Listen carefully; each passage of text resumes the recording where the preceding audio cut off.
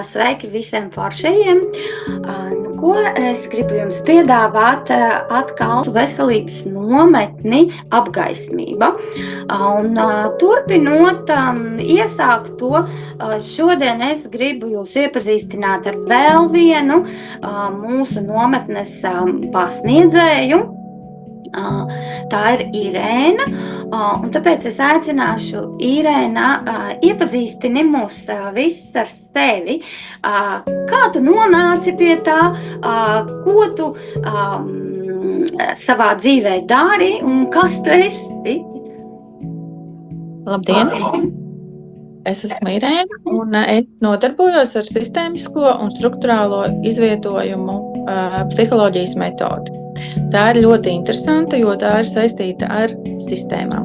Cilvēks dzīvo sistēmā, un mēs visi, arī mūsu fiziskais ķermenis ir sistēma, kurā iekšā ir iekšējie orgāni, asinsrite, izvadīšanas sistēma, un tas ir tas fiziskais ķermenis, tas ir tas, ko mēs redzam, kas mums ir kā apvalks. Tad mūsos iekšā ir vēl tāda struktūra, ko jau sabiedrībā diezgan daudz lieto šo vārdu, kas ir dvēsele, un arī dvēselē ir sava struktūra. Un, lai mēs varētu uz priekšu iet un attīstīties, mums ir vajadzīga arī garīgā attīstība, jeb tas saucamā gara klātbūtne, kas ir atkal, kādā veidā mēs ar to sastopamies. Tātad tas ir caur mūsu apziņu un caur mūsu domāšanu, caur mūsu prātu. Tātad mūsu prāts, ko viņš dara, viņš uztver informāciju, kas arī ir atsevišķa sistēma, kura pēc tam tiek nodota tālāk. Tātad mēs uz informāciju emocionāli reaģējam, un šīs emocionālās reakcijas mūsu ķermenī rada iekšā sajūtas. Un ķermenis mums iedod atpakaļ tā kā divus impulsus, vai viņam šī informācija rada komfortu vai diskomfortu. Ja šī informācija rada komfortu, tātad mēs dzīvojam tālāk, ja rada diskomfortu, tad mēs to mainām. Bet, lai mēs varētu apzināt, kāda tad ir tā mūsējā dvēseles struktūra, mums ir vajadzīga lielāka sistēma, kas mums to aktivizē. Un tātad pirmā sistēma, kurā tā dvēsele tā kā ienāk iekšā zemes telpā, tā ir mūsu ģimene. Tie ir mūsu vecāki, tas ir mūsu tētis un mūsu māma. Un visa mūsu attīstība sākās bērnībā. Un mums vecāki iedod to, ko viņi māk, proti viņi dalās ar savu pieredzi, viņi mums nodrošina ēdienu, viņi mums nodrošina dzīvesvietu, viņi mums nodrošina apģērbu, viņi mūs kā bērnus pieskata un skatās, kā mēs attīstamies. Bet, lai kāds arī nebūtu, neviena sistēma nekad nav ļoti pilnīga. Un dvēsele arī nākot zemes telpā, viņa arī nav tāda ļoti pilnīga, jo viņa nāk ar uzdevumu kaut ko savā struktūrā mainīt. Un, lai mēs varētu mainīt, mums ir vajadzīgs kāds, kas mums aktivizē. Un vecāki ir pirmie tie, kas mūsos kaut ko aktivizē, viņi mums kaut ko iedod klāt un kaut ko noņem nost. Un nākamā, tātad, kas virs mums pēc tam, tas nākamais jumtiņš, ja tāds tā kā kupoliņš, tas ir, tā ir mūsu dzimta. Tie ir mūsu vecāki, vecvecāki, brālēni, māsīcas, brāļi, māsas, tie ir tie cilvēki, kas atkal ir sastājušies mums apkārt ar domu, ka viņi mums palīdzēs augt, palīdzēs attīstīties un palīdzēs mainīties. Viņi ir priekš tā, lai mums aktivizētu to nepilnību, ar kuru mēs ikdienas dzīvē saskaramies. Un ikdienas dzīvē tās parasti ir kaut kādas tādas komunikācija problēmas, sadzīviskas problēmas, mums ir sajūta, ka mēs ar kaut kādām lietām nevaram tikt galā. Darbā var būt problēmas, ka mēs, piemēram, nevaram uzsākt kaut ko jaunu. Tas viss ir saistīts ar to, kā mēs esam auguši savā izcelsmes ģimenē un kā mēs spējam vai nespējam dzīvē virzīties uz priekšu. Kā es pati nonācu pie šī visa, ko es daru, un to, ko es daru, es to visu ļoti mīlu, un man tas viss ļoti patīk. Un es tajā arī redzu savu izaugsmu un savu attīstību, kad man bija 33 gadi, es jau biju precējusies, man bija 2 bērniņi, un es stāvēju virtuvē pie izlietnes mazgāju traukus un domāju, vai tiešām es esmu šajā dzīvē ienākusi tikai priekš tā, lai es būtu mājsaimniece, tikai priekš tā, lai es dzīvotu kaut kādu sociālu dzīvi, iet uz darbu, pēc tam nāktu mājās, dzīvot kaut kādā rutīnā. Man likās, nē, gan jau tam Dievam padomā bija kaut kas vairāk un kaut kas lielāks. Un tad es pamazām sāku visu to šķetināt, meklēt atbildes uz sev vajadzīgiem jautājumiem un nonācu līdz tautā ļoti labi daudz pazīstamai Berta Hellingera sistēmisko izvietojumu metodei. Tas man arī ļoti, ļoti patīk. Es viņā redzu, un viņš arī ir ļoti liels potenciāls, jo man ir arī ļoti liela darba pieredze, es arī diezgan aktīvi strādāju. Un vislielākā vērtība no tā, ka cilvēki nāk pie manis un man uzticās, un kad es no viņiem saņemu šo te atgriezenisko saikni, kad viņi man stāsta, kāpēc viņi iesaistās šajā procesā, kāpēc viņiem tas ir interesants. Jo šī metode dod iespēju cilvēkam uzzināt vairāk par savu enerģētisko, emocionālo un jūtu pasauli. Jo mūsu skolā māca rakstīt, lasīt, rēķināt, lēkāt, dziedāt, dejot, bet mūsu lielākā cilvēku tāda tā kā, nevarētu to saukt par trūkumu, bet tas ir trūkums, ka cilvēki neprot un nemāka just. Ļoti daudz cilvēki dzīvo galvā, un viņi visu to informāciju, to enerģiju, viņi saražo šeit. Un ja enerģija ražo tikai galvā, enerģija, jeb tās domas netiek pārveidotas emocijās un pēc tam nenovadītas sajūtās, tad cilvēks neko savā dzīvē nevar izmainīt. Jo mēs esam pieraduši dzīvot diskomfortā. Un diskomforts priekš sabiedrības tā ir tāda tā kā noteikta norma, kad ja man ir grūti, tad tas ir normāli. Jo visa attīstība visu šo gadu tūkstošu laikā ir gājusi caur ciešanām, caur grūtībām un caur diskomfortu. Un cilvēkiem ir ļoti bieži pat ļoti grūti aptvert to, kad justies labi, tas ir normāli. Jo ļoti bieži ir parunā ar vecākiem, parunā ar tiem cilvēkiem, kāda ir bijusi tava bērnība. Bērnība ir bijusi ar noliegumiem, ierobežojumiem, neskraidi, nelēkā, nesmejies, sēdi mierīgs. Un tas cilvēkam, bērnam bērnībā ir bijis jābūt tādai kaktā sēdošai lellei. Kāda loma visā šajā ir dzimtai, ka tā dvēsele nāk zemes telpā, viņai ir tā savējā struktūra, tad viņa ienākot zemes telpā, izvēlās tādu dzimtu un tādus vecākus, kas aktivizēs to viņas struktūru pārmaiņām. Un bieži vien tas ir tāds grūts un smags ceļš. Un mums liekas, ka mūsu vecāki nav gana labi, ka mūsu vecāki ir slikti, ka viņi mūs nemīl, ka viņi mums nenovērtē, ka viņi mūs ļoti daudz ierobežo. Bet, lai kāds arī nebūtu, tā attīstība tomēr tai cilvēcei ir caur šīm grūtībām. Un ļoti bieži gadās tā, ka mēs tajās dzīves grūtībās noslīkstam. Tāpēc arī, strādājot ar šo te sistēmisko izvietojumu metodi, es pati arī esmu diezgan daudz nevis diezgan daudz, bet daudz strādājis ar sevi, un es varu pateikt, ka bija viens tāds lūzuma punkts, kad es vienkārši sēdēju un sapratu, ja man nebūs ciešanas un ja man nebūs dzīves ķibeles, un visādas krīzes, kā tad es virzīšos uz priekšu. Un pagāja kaut kāds tāds diezgan ilgs laiciņš, un es sapratu, ka attīstīties var caur to, ka man ir interesanti. Un tajā brīdī, kad es piefiksēju, kad man ir interesanti, man samainījās ļoti daudz, kas es kļuvu mierīga. Manā dzīvē parādījās prieks, un es varu teikt, ka es jūtu tagad tādu ļoti labu fona laimi. Labi, tad varbūt pastāsti mums, ko tad tu pasniegsi nometnē, lai cilvēki saprotu, uz ko viņi varētu iet?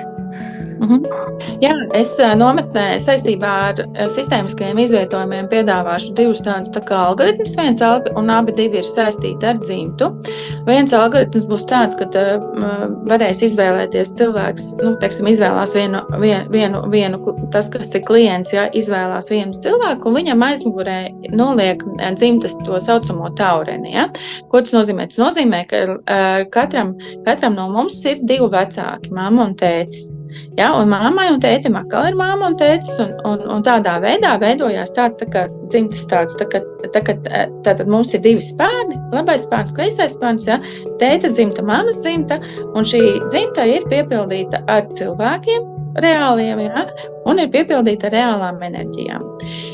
Un katrs varēs just, kā tas ir, kad viņam aiz muguras stāv viņa dzimta, ja, kad stāv kaut kāds noteikts spēks, un parasti cilvēki saka, es gribu saņemt dzimtas resursus, un viņiem liekas, ka tas ir tikai kaut kas labs, bet patiesība tāda nav, jo dzimtas egregorā, ja dzimtas taurenī ir dažādas enerģijas un dažādi notikumi. Un dažreiz liekas, ka man ir vajadzīgs tikai viss labais, bet patiesība tāda, ka aiz tā, kas ir smagais un grūtais, stāv ļoti liels resurss, kaut kas, ko mēs esam aizvēruši. Un, ja jūs zinat, tad dzimtā ir programmas, dzimtā ir izdzīvošanas stratēģijas, kuras no paudzes paudzē tiek nodotas dzimtas pārstāvjiem, jaunākajiem dzimtas pārstāvjiem ar domu, ka tas palīdzēs viņu attīstībā. Bet strādājot un vērojot un pētot šo te visu, kas tur notiek, es esmu sapratusi, ka ļoti bieži mums nodot to, no kā paši dzimtas pārstāvi, lai varētu izdzīvot, ir atteikušies. Un tāpēc viņos tajā brīdī, ka mēs no kaut kā atsakamies, tātad mūsos rodās ciešanas, mūsos rodās sāpes, ja, un cilvēks tā kā paliek šajā enerģijā, un viņš šajā enerģijā arī dzīvo. Ja? Es saprotu, tas ir komandas darbs. Ja? Tātad cilvēki tur varēs izpausties visi. Jā, tur ir tā doma, ka šajā pasākumā piedalās visi. Ja, un tur arī, teiksim, ja mēs uzliekam to dzimtas taureni, ja, tad mēs varam likt iekšā dažādus notikumus, skumīgus, priecīgus, pārmaiņas, krīzes, ja, un tajā brīdī, kad nāk kaut kāds notikums dzimtā iekšā, tad mainās arī dzimtas dinamika, ja, jo dzimtas ir dzīves organisms, ja, kurā notiek nepārtraukta enerģētiskā maiņa pat tad, ja dzimtas pārstāvji ir aizgājuši aizsaulē. Ja? Enerģija viņu vienmēr ir dzīva. Un otrs algoritms būs tāds, kur būs, piemēram, man dzīvē, es gribu kaut ko uzsākt darīt, ja? Un man tā kā pietrūkst resursu. Ja? Un tātad tas ir atkal saistīts ar dzimtu, ja? Apkārt būs dzimtas pārstāvji, ja? Kuri arī ir ar kaut kādu līdzīgu vibrāciju frekvenci, ja? Ja, piemēram, ir gribējuši kaut ko darīt, ir vai nu atteikušies, vai nu viņam ir tas resurss. Tas nozīmē, ka tā dzimta mums tā kā spoguļo kaut kādu mūsu iekšējo struktūru, ja? Kas tad ir tas par iemeslu, kāpēc es nevaru to uzsākt darīt. Ja? Un savienojoties ar šīm te vibrācijām, ja, jo tur ir tāds teikums, ka tieši tāpatās kā jūtos es, jutīsies arī tas dzimtas pārstāvs, ja, kas būs aktīvs un kas būs, teiksim, piecēlies un pacēls roku, jā, es arī tā jūtu, man arī ir šī vibrācija frekvence, ja? Jo mēs satiekamies ar vibrāciju frekvencēm. Mēs, ja cilvēks kopā satiekās ar vibrāciju frekvencēm, un tāpēc arī, ja mēs piedalāmies kaut kādā lielākā pasākumā, tas vienmēr ir svētīgi ar to, ka palīdzot sev, mēs palīdzam citiem, un palīdzot citiem, mēs palīdzam sev. Ja? Tātad cilvēks ir... Es atvainojos, tas nozīmē, ka viņš atrisinās arī palīdzot tam citam, pieceļoties ar tām vienādām frekvencēm, viņš atrisinās arī savas šīs... Jā, viņš arī atrisinās savējo, ja, jo šī sistēmisko izvietojumu metode ir ar to, ka labuma guvēji ir pilnīgi visi, kas piedalās. Ja, jo dzimtā ir dažādas dinamikas. Ja, mēs dzimtā ienākam iekšā, tātad mēs varam būt pirmkārt, mēs kalpojam ar kaut ko dzimtā, ja, mēs varam būt savijumā, mēs varam būt kā aizvietotājus, mums var būt veiktas dažādas pārneses, mēs varam nebūt savās lomās. Ja? Un dzimtā ļoti bieži, kas ir izjaukta hierarhija, ja? Kad nevis vecāki ir tātad bērns ienāk dzimtas sistēmā ar domu, ka viņam ir 2 pieauguši vecāki, bet ja vecāki ir bērnu pozīcijā, jā, lai tas bērns varētu izdzīvot, jā, tad viņš nostājās par vecāku saviem vecākiem. Jā. Ja, piemēram, otrādi, jā.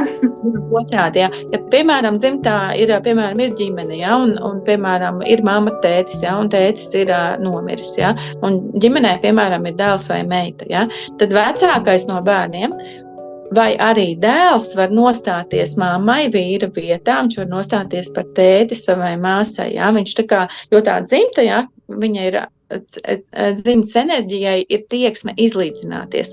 Un dzimta vienmēr ar kaut ko aizpilda hierarhiski augstāko vietu. Ja? Un tad tas bērniņš jau vairāk nav dēls savai mammai, bet vīrs savai mammai. Ja? Un ja viņam, piemēram, ir mazāka māsa, tad viņš arī ir tētis savai mazākai māsai. Kaut gan patiesībā viņam varbūt tur tikai ir 8 gadi. Ja? Un tādā veidā notiek tā izlīdzināšanās. Un mēs tādā veidā turpinām dzīvot uz priekšu, un pēc tam nesaprotam, kāpēc mūsu dzīvē, mums esot pieaugušiem, mums kaut kā tā dzīve nevadās. Ja?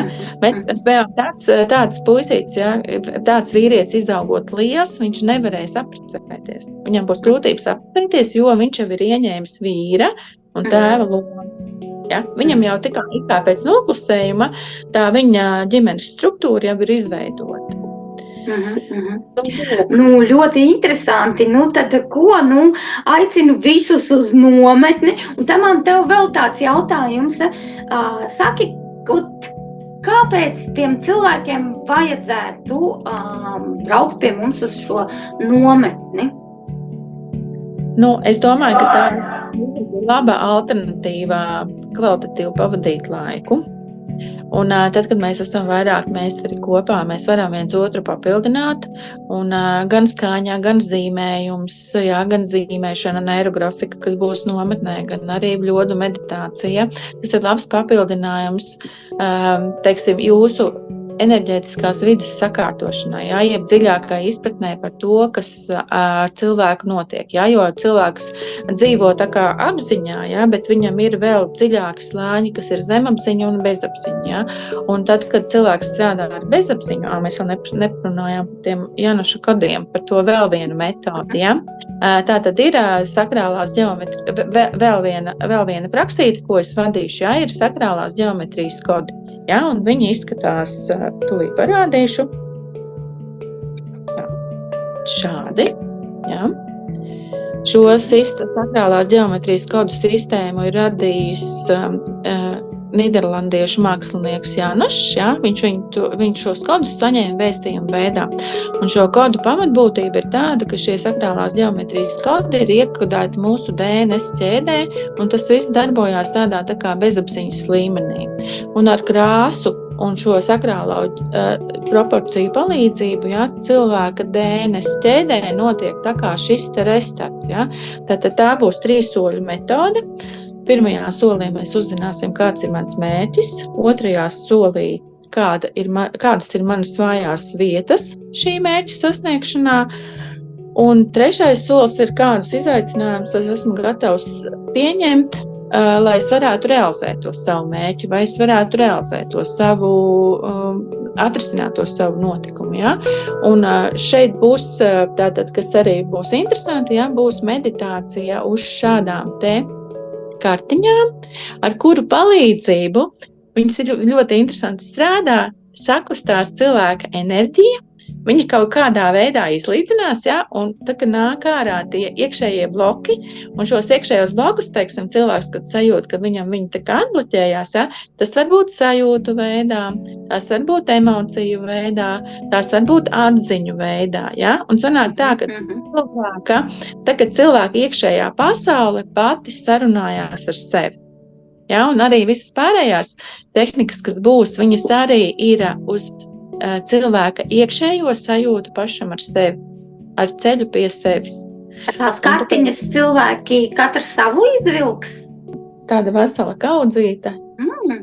Jā, viņu ir daudz, viņas ir ļoti skaisti. Ļoti interesanti. Nu, ko?